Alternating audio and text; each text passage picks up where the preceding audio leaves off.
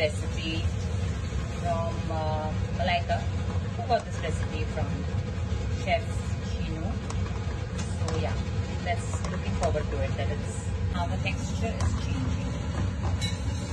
Texture is changed again. Now we are waiting for it to become a little bit yellow ochre. So now the last bit of mixing the jaggery with the besan. And it's all bhunod and ready now. As it cools, I have to start making them into balls. I mean laddus. I'm making Besan Ka laddus first time for my baby for our 4th anniversary. Why aren't you? Whoa! Is this for the whole village? No, it's for a whole month. For whom?